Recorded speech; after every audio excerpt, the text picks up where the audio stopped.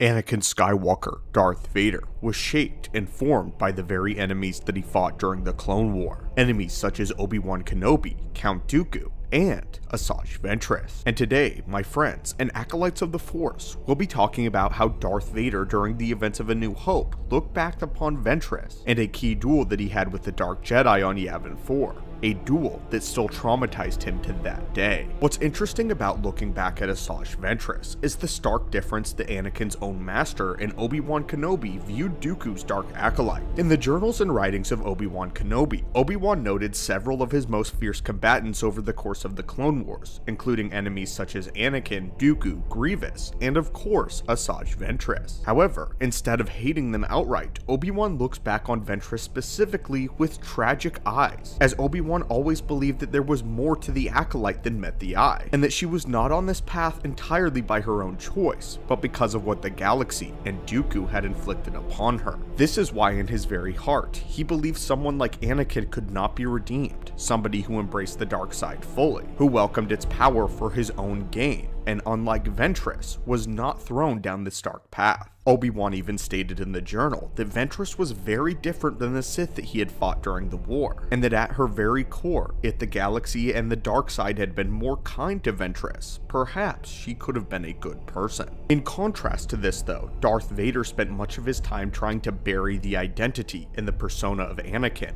meaning that until the events of A New Hope, it was exceptionally rare for Vader to focus on his past enemies. Vader was all about the current, and any thought of Anakin drove him mad. However, this is not to say that there wasn't more than one occasion when Vader thought about Ventress. There was in fact one point when Darth Vader was hunting a group of Order 66 survivors that a lowly Jedi Knight was able to strike his cybernetic hand, and instantly, Darth Vader's thoughts were thrown back to Ventress during the Clone Wars. Ventress is one of the few in a very elite group that was also able to strike and successfully hit Anakin, leaving her in the same category as individuals such as Obi-Wan Kenobi and Count Dooku. But it was because of this lowly Jedi Knight able to land a hit on Vader that he thought of Ventress specifically, somebody who should have been much lower than himself, and yet scrapped and was even successful for a time. In the Star Wars novel The Rise and Fall of Darth Vader, Ventress is again mentioned, but not before Darth Vader's thoughts are thrown back to a time when he was Obi-Wan's apprentice and the Clone Wars itself. The reason for this is Darth Vader is forced to return to his homeworld of Tatooine in search for the Death Star plans, and in Legends continuity, Vader even walked the desert surface in search for answers, tormented by the ghosts of Anakin Skywalker. This was shocking for Vader, as he had promised himself that he would never return to Tatooine, not in fear of sand or the very planet itself, but what it meant to his former persona of Anakin Skywalker. Darth Vader was terrified to step foot on the planet because he believed that this would awaken Skywalker and therefore weakness within himself, a sentiment which angered the Dark Lord a great deal. But still, the Dark Lord could not help it, and the second that he stepped foot on the desert world, the thoughts, emotions, and memories of Skywalker flooded his mind. Still though, Darth Vader fought back these memories and was able to convince himself that the boy found on Tatooine by the Jedi decades ago was dead,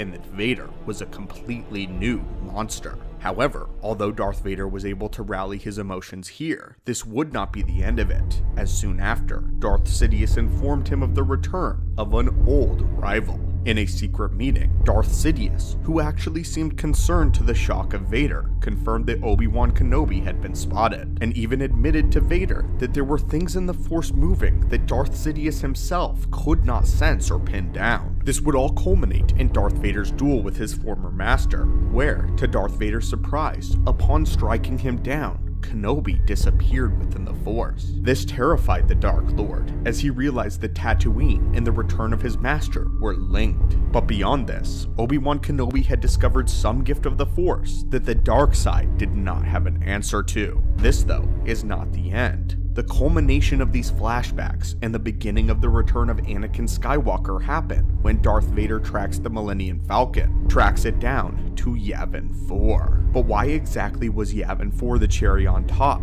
Well, Yavin 4 is where Anakin Skywalker first began to embrace aspects of the dark side in a duel with the Dark Jedi Ventress. Again, this comes from the rise and fall of Darth Vader. The duel between Asajj Ventress and Anakin Skywalker is far more impactful than many fans originally thought, especially because decades later, Darth Vader, upon his return to Yavin, is actively thinking about it. So what exactly about this duel was so significant? Well, this was Anakin Skywalker's second true run-in with a dark side warrior, and occurred only just weeks following his duel and loss of his arm to Dooku. This also marked the first time that Ventress and Anakin shared a battlefield, but what's even more important is this is also one of the few times where Skywalker was truly tested. Amazed by the speed, yet the ferocity of Ventress, Anakin Skywalker for a moment believed that he was overwhelmed. However, Skywalker fell back into his rage for Dooku and the very master of Ventress, feeding into his emotions of fear and anger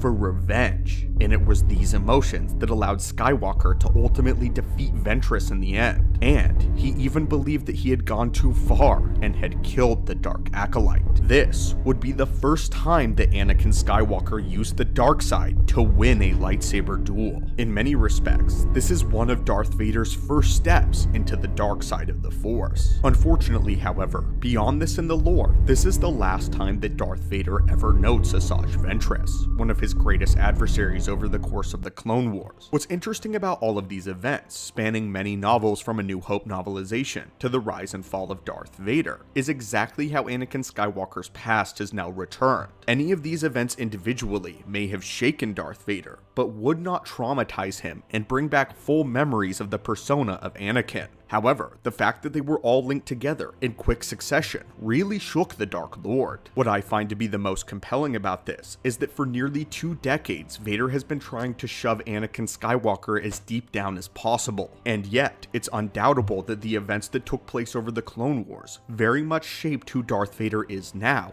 even if he does not want to admit it. Unfortunately for Vader though, whenever he thinks on Anakin, all he feels is the trauma of the past, until of course the return of Luke, which represents a brighter future, not a dark past. Still though, I find it interesting that this is one of the few times that Darth Vader ever speaks or even thinks of Asajj Ventress, and in the end, how he is able to yet again bury these emotions deep within his psyche, returning comfortably back to the lull of the dark side. But anyway, my friends and acolytes, what are your thoughts on this? What are your thoughts on one of the only times that Darth Vader ever thought back to Asajj Ventress? Have you read the Star Wars novel The Rise and Fall of Darth Vader? And if so, what other aspects of it have you found interesting? As always, my friends and fellow acolytes, thank you again for visiting our archives, and may the Force be with you.